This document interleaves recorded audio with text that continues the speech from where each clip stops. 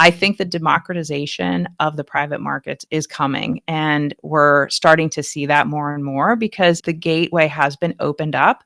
We just aren't talking about it enough. But I really think the more we talk about it and the more people get comfortable with it and it becomes kind of more of what we're doing in our day to day, then you'll start to see real innovation and real change happen in the world. Welcome to Personal Finance Cat, where I share my personal take on personal finance. Hey, Marcia, welcome to the show. How are you? Great. Thanks so much for having me. Thank you. So I think you're the first angel investor I interviewed on the podcast. Can you give us a little bit background on yourself and how did you get into the angel investing business? Sure. So I was working in the corporate world for quite a while. I worked for Kaplan Education and I did lots of different jobs there, sales and marketing, and then operations during the last couple of years I was there. And one day while I was working in the corporate world, I was invited to an angel investing meeting. And I remember asking, what's angel investing? I have no idea what that is. And I went to the meeting. And I saw a lot of local entrepreneurs. I was living in Pittsburgh at the time, talking about their companies and what they were building. And I was totally fascinated. I'd thought to myself, wait a minute, I've been working kind of in this job and we keep doing the same thing and expecting different results. And I thought, wow, these companies are just innovating. They're doing all kinds of really cool things, thinking up things that, I would have never thought up. And I was just really fascinated. So I kept going to meetings and learning a little bit more about it and came to find out that you really don't need to have a finance degree. Anybody can get involved. And nowadays, because the SEC changed the rules in 2016, if people wanted to invest through what's called equity crowdfunding, they can do that for as little as $50. So it's really democratizing the whole private market. And that's what I'm super excited about. That's excellent. I actually don't know exactly what angel investing is either, but I keep hearing a lot about it. And then another concept, which is venture capitalist, is also a very popular topic. Is there a difference between the two, angel investing versus venture capital? Yeah, there's a difference and they're similar. So sometimes Mhm. people will equate investing in a company like this with a show like Shark Tank on TV, and it's a very similar concept. You're putting in a certain amount of money for a certain percentage of ownership in the company, and that's the case whether you're an angel investor or a venture capitalist. But the biggest difference between the two is that angel investors use their own money, so they're writing checks out of their checkbook, or they're basically coming up with the funds themselves in order to invest in the company. Venture capitalists, they usually invest a little bit later. Angels usually come in a little bit earlier when the company's still in very early stages. Venture capitalists come in a little bit later, and the money that they're using to invest comes from investors that invest in a fund usually. And so that fund then could potentially invest in anywhere from 8 to 15 to 20 different companies. And so there are more funds nowadays in angel world, but that's kind of the biggest difference, that we use our own money in angel world and venture capitalists use other people's money. Gotcha. So for your business, do you act alone or do you have a group of people that do this with you as a group of angel investors? Yeah, that's a great question. So most of the time, angels like to invest in groups. And the reason why is, like, for example, I'm really passionate about things that are going on right now, all the innovation in healthcare, but I'm not a doctor and I'm not a scientist. So I am not the person who should be evaluating these companies and telling you whether they are a really good investment or not, because I just am not. I don't have the expertise for that, right? So if I'm in a group, I can look in the group and find potentially the expertise in that group. And usually when several people surround a company in order to do what we call the due diligence process, which is where we go through and decide if we're going to invest or not. And that at that point, that's when you can find or figure out like who has the expertise to really evaluate a deal. And if you don't have that expertise within your group, then maybe somebody knows somebody. So it's really, really helpful to be in a group. So we always talk about doing things in a group, because something that I might see, another person might not see, or something they might see, I might not see. So all of those things are super helpful when you get into a group. Now, people sometimes will invest by themselves. I don't really recommend it, but occasionally if you get somebody who's like really, really uber wealthy, they could do that. But for the most part, angels love to be together. Gotcha. That makes sense. What's sort of the business setup for you to do this? Do you have a corporation, LLC? What's the structure that you use? Yeah, so for the most part, an individual angel investor does not have to have any kind of a business or setup like Okay. that.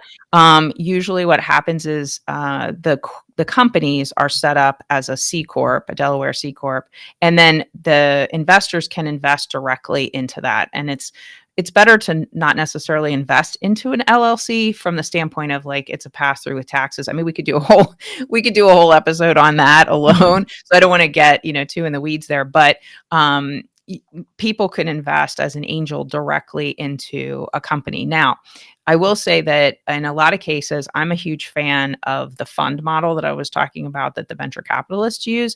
But back in the day, like when I started doing angel investing, you had to have a lot of money to be in a venture capital fund. I'm talking like 250,000, a half a million, $1 million.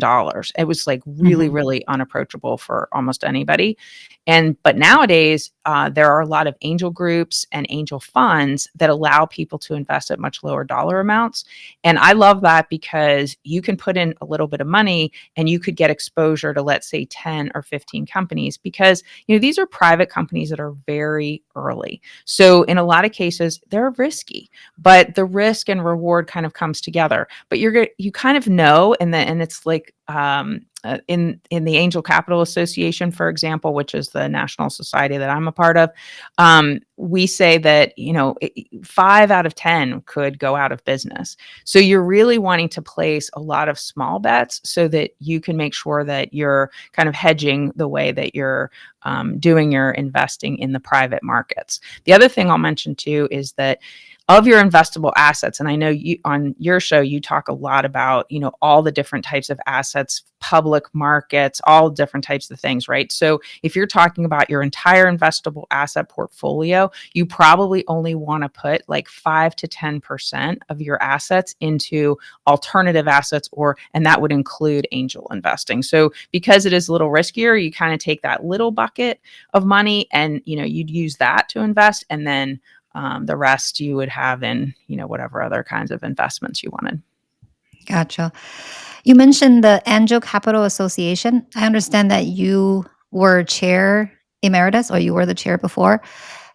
What are some of the key trends that you saw during the time that you were there? And then what are changing now? Can you talk about that?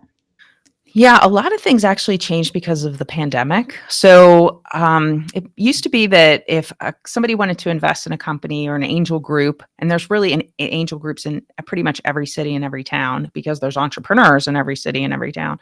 Mhm. Um, if you wanted to invest in a company, you really wanted to be able to drive there, have lunch with the founder, and be able to get home for dinner. That was kind of like the Mhm. unwritten rule, right? And nowadays, because of the pandemic, everything has gone so much online, and Mhm. we're using Zoom and Google Meets all the time. So how do we how do we evaluate companies, and how do we really make relationships and build relationships with founders?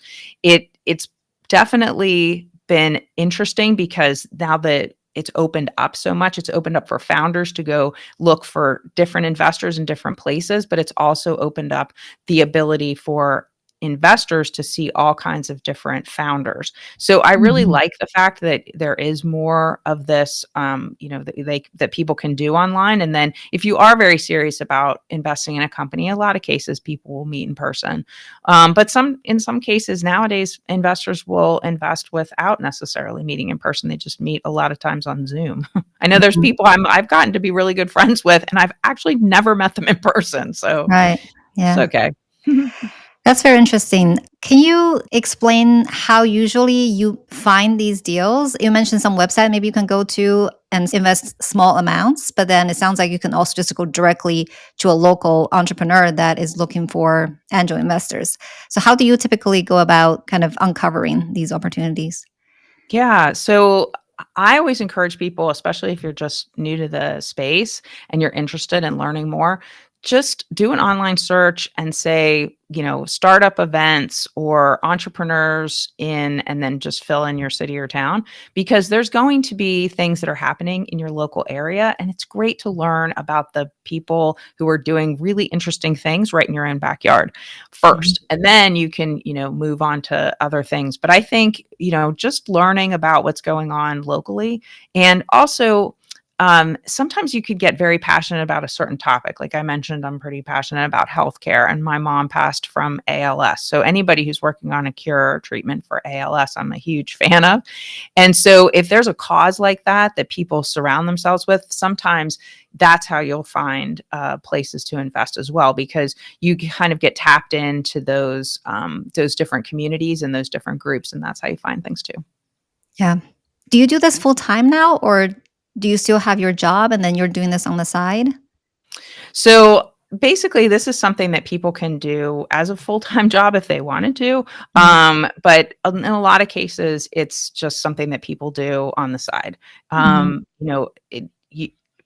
Sometimes people say, "Hey, I just don't have any time." And that's Mhm. fine. You can invest in something like a fund where there's a manager who's going to decide and make all of the investment decisions, and you would be a very passive investor. And then there's other times where, especially once people retire, they like to get very involved with the companies, and maybe they would sit on their advisory board or be a member of their board of directors and really start to help the company to grow and scale. It just really, really depends on how much time, how much money, and kind of what people would really want to do. Gotcha. So you mentioned that you're very passionate about healthcare because of the personal circumstance with your mom, but I would think that investing is sort of a numbers game, especially for angel investing and capital venture type of investment. And the power law, which I think I heard a lot about, that applies to the venture capitalist world, is that you can invest in a ton of them, but you only need one that turns out very, very successful, like that just literally make a million times return on your money, and then you can just justify all the other losses. So is that sort of mindset prevalent in the angel investing industry, or is it more so that people are passionate about certain causes, that's why they get involved in this? I think it's more that people get very passionate about certain Uh-huh. causes. Now, I will say, of course, we want to make a financial return. The idea that you'll get that one company, like you just happen to invest in the next Google or something like that, and you'll Mhm. become like a gazillionaire. Right. That's probably more of what you see on TV or Mhm. in the movies and stuff like that. So I don't know that that's necessarily a reality. Although I've definitely have had friends who had really really amazing exits and made a lot of money. I'm still kind of waiting for that. The pandemic definitely slowed things down when it comes to other companies getting acquired. So we've had kind of a quiet period a little bit. I think it's going to start to ramp back up in the next year or two. So we will see more exits. We'll see more angels making money, those types of things, VCs making money. But I think it's going to take a little time. But I personally love the idea of being able to invest in something that I really care about, know that the company is making a difference, and I could potentially get a financial return as well. And if I put in some money and I got back, a nice return, and I got to know that I was really helping to advance something, I would feel great about that. Now, Mhm. statistically, the data that we have at the Angel Capital Association, and we've looked at a lot of data as far as exits and things like that over the last probably 20 years. It On average, the IRR on angel investing is about 25 to 27%. But Mm. you really do need to, like you said, place a lot of those bets. So you can't just say, "Oh, I'm going to invest in like 3 companies," because you could be very lucky. And in fact, in my book, Do Good While Doing Well, I talk about there are two guys that actually invested at similar times, similar amounts of money, each in three companies, but they were different companies. One had a really great exit of one of the companies, like a halfway decent exit. The other company and the other company went out of business. The other guy, all three of his companies went out of business really fast. So that guy thinks angel investing is the worst thing that ever happened to him, and the other guy thinks that angel investing is the best thing that ever happened to him. So somewhere in the middle lies the truth, right? Mhm, So mhm. it's just a matter of really being thoughtful about how you're making your investments and making sure that you do have a diversified portfolio in all of your investments. Gotcha. And do you think your location matters? I think you mentioned are you still in Pittsburgh? No, I was in Pittsburgh for a while, but between 2010 and 2020, I ended up living in Pittsburgh, New York, Dallas, San Francisco, and Charlotte due to my Oh, wow. husband's job. But it was great because I did get to see a lot of the different entrepreneurial ecosystems in all of those places, and they're all so Mhm. different. But before, and you know what, now, since we were talking about like what happened during the pandemic and everything like that, I think before it might have mattered a little bit more where you lived, but nowadays it really doesn't. And I've just seen so much entrepreneurship just bubbling up in all kinds of places that you wouldn't necessarily think of. Like, for example, not that long ago, I was in Portsmouth, New Hampshire, and Mm. there is an amazing amount of entrepreneurship activity there. And I thought, wow, this is so cool. Who would have thought Portsmouth, New Hampshire? I mean, but that's everywhere. So there are literally things happening in every city and every town. Yeah, the reason why I asked that was because I followed Tim Ferriss, and I think I saw in one of his talks, he mentioned that the host mentioned that Tim Ferriss was very successful in some of his angel investing endeavors. And I think maybe even Uber at some point. I don't know if it's mixing up like venture capital versus angel investing, but I feel like a lot of those companies that turned out to be very successful are all in the Bay Area. And if you're kind of there, you sort of, I don't know, feel the air and the vibe, and maybe you can make better decisions. But it sounds like maybe COVID kind of changed that, and you can find great entrepreneurs everywhere. Yeah, you really can find great entrepreneurs everywhere. Now, so the COVID started 2020. 2020 and 2021 were pretty good years for liquidity. There was still activity going on. But then in 2022, when the interest rates started to rise and the economy kind of shifted a little bit, we started to see that mergers and acquisitions activity slow down. So we're kind of waiting for the rise to come back up. And then I think we'll get to see a little bit more about where these companies are located. But I've known of several companies that were acquired that were not located in Silicon Valley and had, Mhm. a decent return for their investors. So I think a lot of it is, one of those it depends kind of things. Gotcha. In your bio, it is mentioned that you're a venture partner with Mindshift Capital, and you're also a member of Golden Seeds. Are those both angel investor type of organizations, or are they more like venture capital? So, Golden Seeds is an angel investing group, and they invest purely in women-led companies. So that it doesn't Right. mean that it has to be a company completely led by women. We like the diversity of having men and women, but we'd like to see a woman in a leadership role with some significant equity. Mindshift Capital is a venture capital firm that invests globally. So we do cross-border investing as well. So as I described before, we raised money from LPs, they're called, which are limited partners, and people put in money, and then we invested. And right now, we're invested in about 18 different companies. And then we do what happens with venture capital. Is in a lot of cases, these funds, they hold back some of the money so that as some of these companies are growing and they're doing better and better, you can kind of keep up and keep putting in money so that you don't lose your percentage of equity ownership. You came through that you're committed to supporting women led companies and diverse companies that address various significant global challenges. Can you give us some examples of startups that you've supported that had some impactful results, either from your perspective or the company's perspective? Yeah. So, I mean, women's health is probably one of the biggest areas that I see just growing and growing and growing.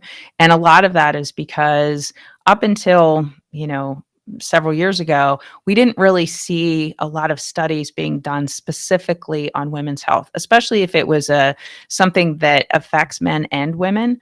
In a lot of cases, clinical trials and things like that were done on men, and they would just kind of, I don't know, maybe just change the dosage or whatever they would do in order to, think that women are like little men. And obviously we're not, right? So, being able to see a lot of companies that are really super focused on women's health and how that is growing and how that is becoming a real place to invest. So, back in, I think it was 2015, there was the first femtech fund, which was a Mm. fund to invest in female technology products and companies.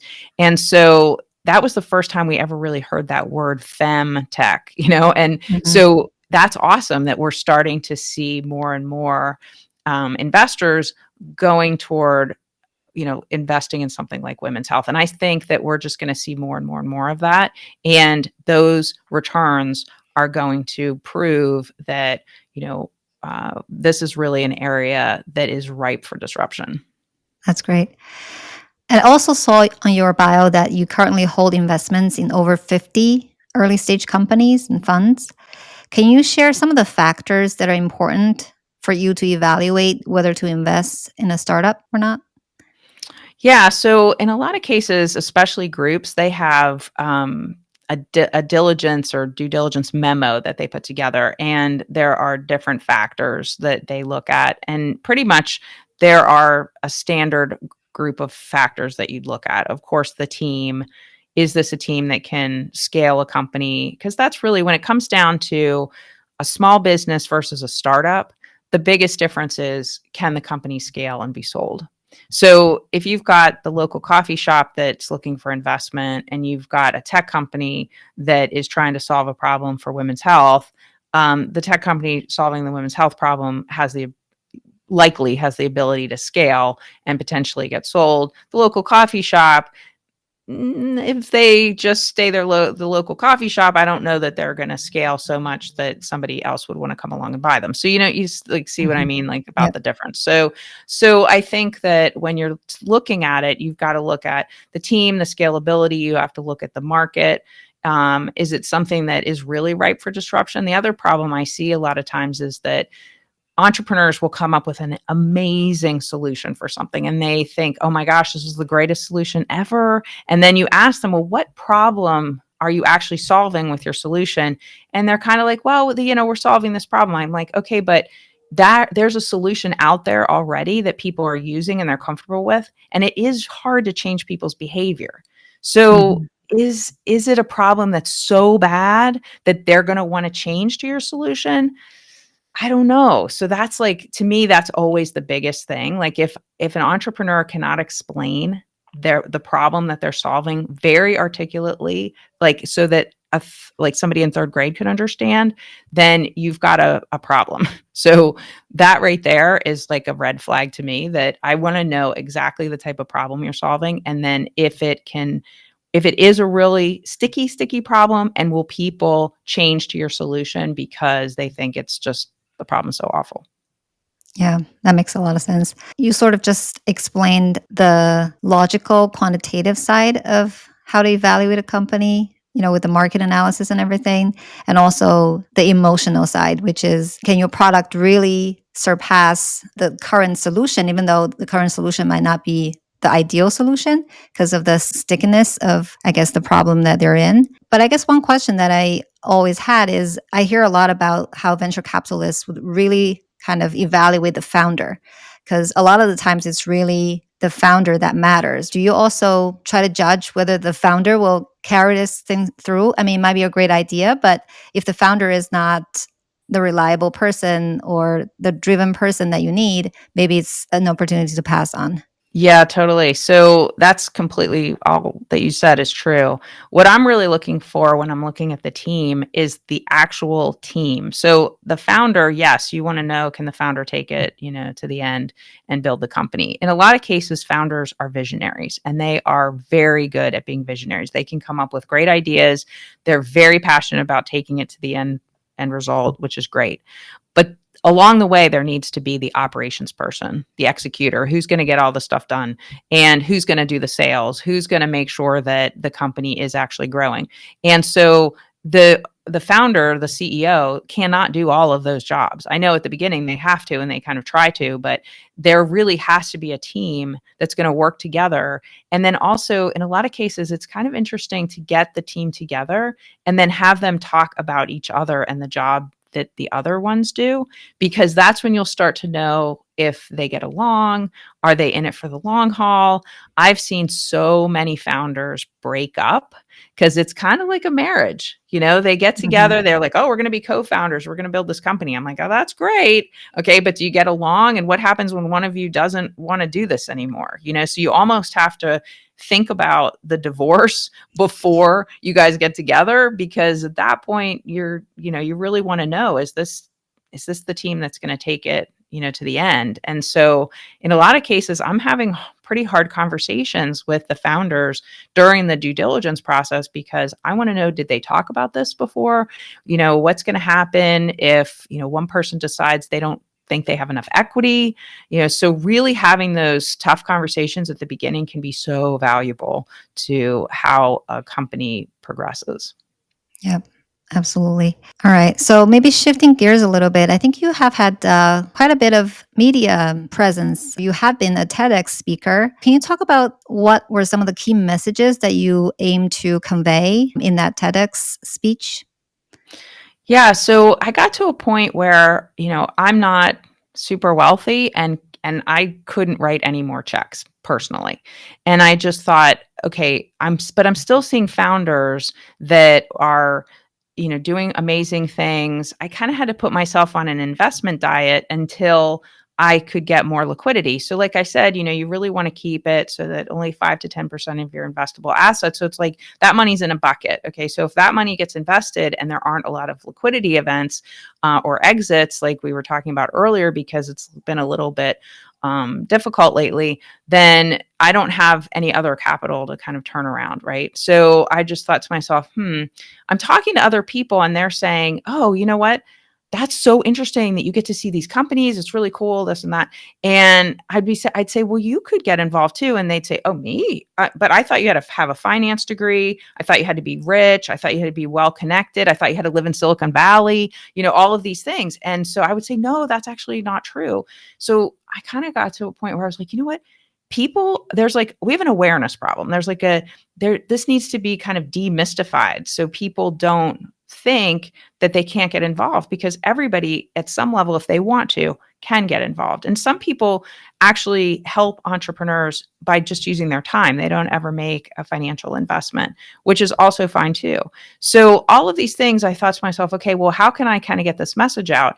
And that's how I just kind of stumbled into the fact that in my town that I live in now, Charlotte, North Carolina, they were having a TEDx program. So I applied and I got picked. And so I got to do a speech about do good while doing well. After that, people said, oh my gosh, we're kind of inspired to do something. But the talk was only 11 minutes, so we need some more information. So maybe you could give us some more information. So I thought, okay, I think I need to write a book. So I wrote a book, same title, Do Good While Doing Well. And that seemed to really resonate with people. They thought, well, okay, so I can do good and I can do well. So doing good doesn't have to mean that I'm only going to donate to charity. And donating to charity is wonderful, but sometimes I feel like we put this extra burden on charities to solve all of our problems, and they just really don't have all those resources. So, how can we help charities, but also be able to advance some of these innovations? And so, we could do good and potentially do well. So, I love the marriage of those two. And that was the message I started to talk to people about. And it really resonated. And they thought, well, wow, I had no idea. I just thought, I write my annual, giving. checks to people, usually around Christmas time. This is what I'd hear from people. And then I would just kind of forget about it. I wasn't really sure what the money was being used for or what was happening. I'm like, well, it's a completely different story with angel investing. You get updates and you find out exactly what your money's being used for, and how, how it could potentially help, make change in the world. That's excellent. Yeah. So you are also an associate producer of Show Her the Money and also the host of the Angel Next Door podcast. Can you talk about those as well? Yeah. So actually, the Angel Next Door podcast came before the TEDx speech. So Ah, okay. that was my first kind of dabble into. I think I could tell people a little bit more about it.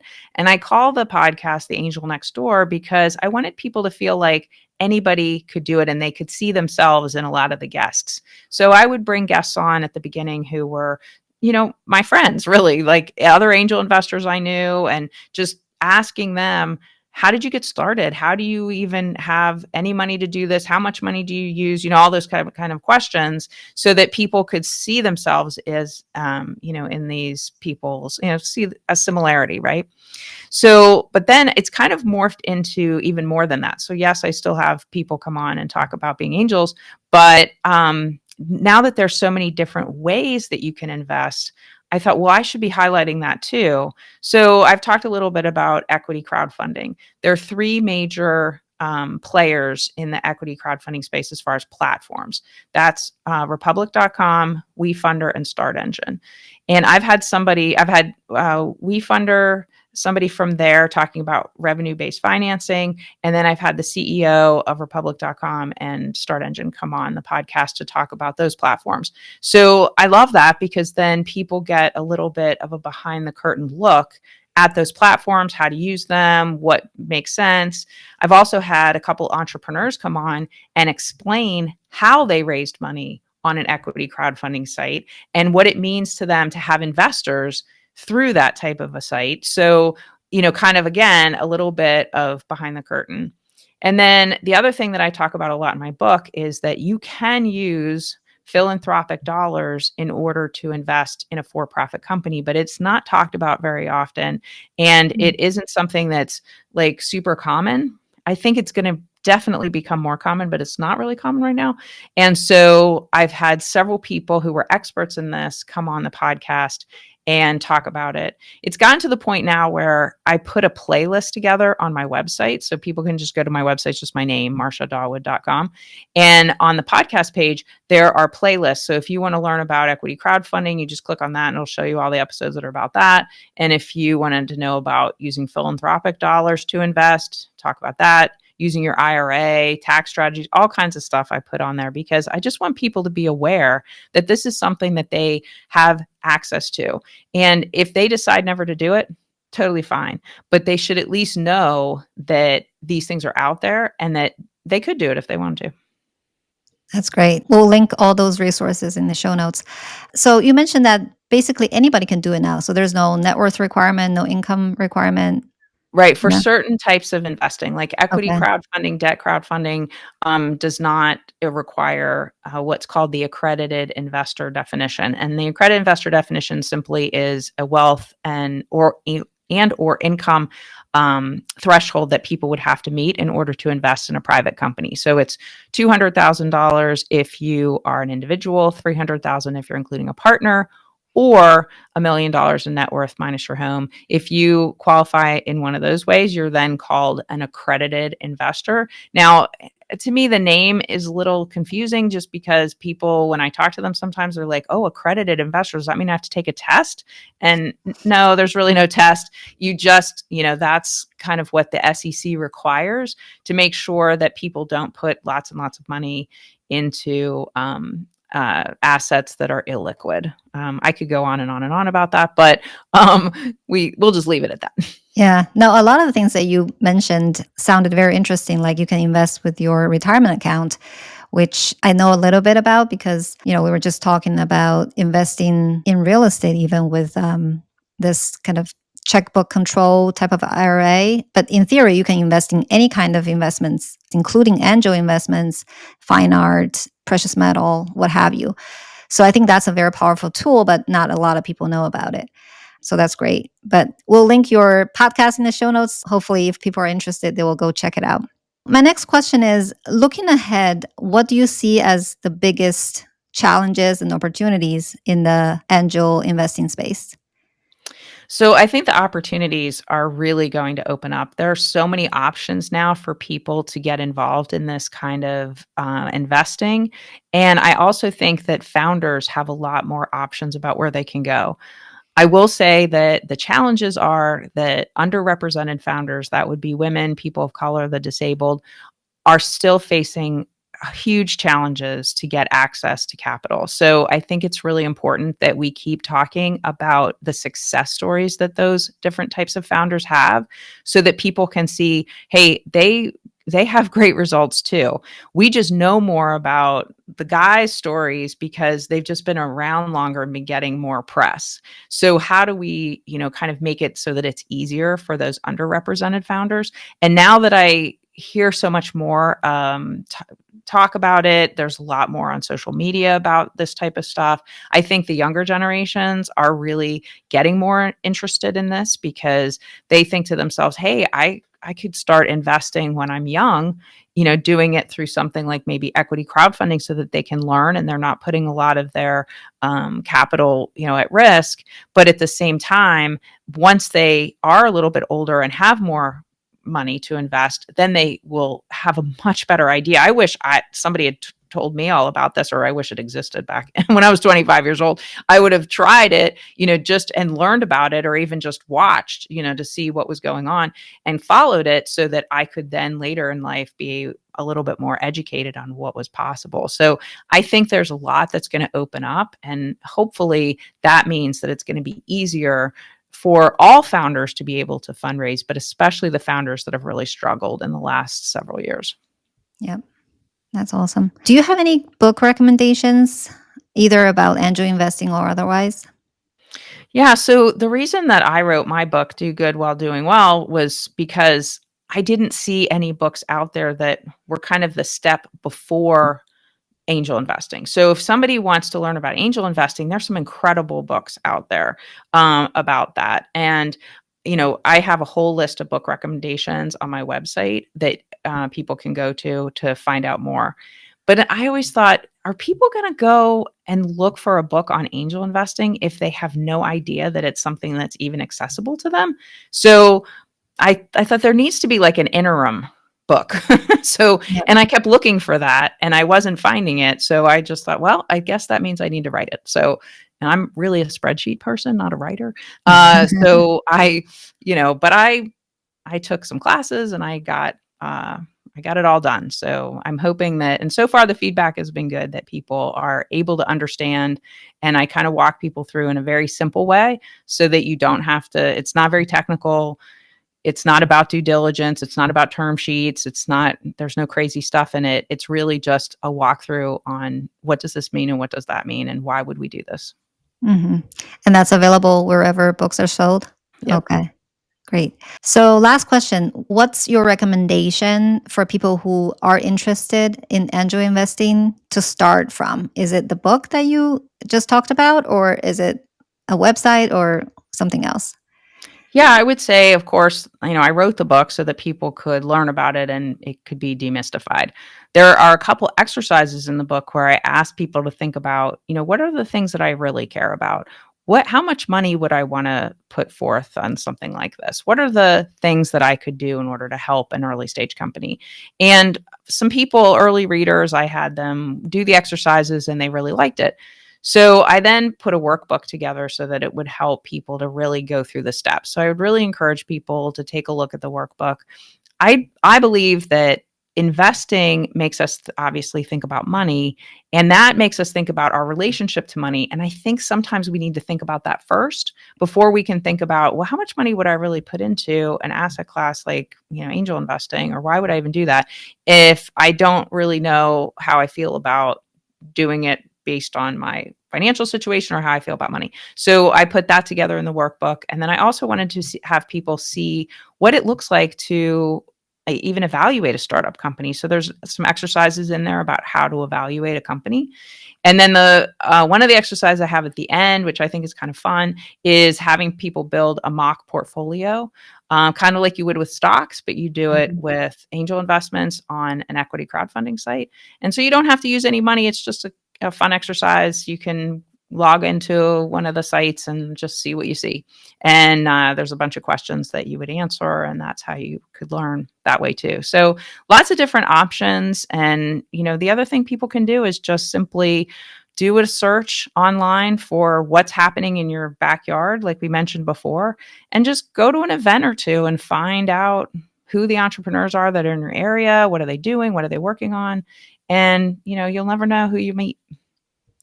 And those events are typically like a meetup type of thing or Sometimes conferences? they'll have like what they call them pitch competitions or Okay. like a startup competition. And Mm. that's when you get to see the entrepreneurs. Like they call it a pitch, but it's basically them talking about their company and what they've built. Ah, okay, great. Yeah, I've never heard about that. That's good to know. Any parting words before we end the show? Yeah, I just think, this was something that people really thought back in the day was something they couldn't do. It was only for the rich. Back when the public markets first started gaining popularity, the fees were really high. If you remember when people Mhm. tried to trade, you had to have like special brokers who would go to the trading floor and all that kind of stuff. So we've seen that evolve so much. And now you can go on Robinhood or E-Trade and you can trade for free. You can trade in seconds. It's super easy, right? I think that's going to happen with the private markets. It's going to take a little while, but I think the democratization of the private markets is coming, and we're starting to see that more and more because the gateway has been opened up. We just aren't talking about it enough so that it becomes something that people feel comfortable with. They might hear about it even a little bit here or there, but I really think the more we talk about it and the more people get comfortable with it and it becomes kind of more of what we're doing in our day to day, then you'll start to see real innovation and real change happen in the world. That's great.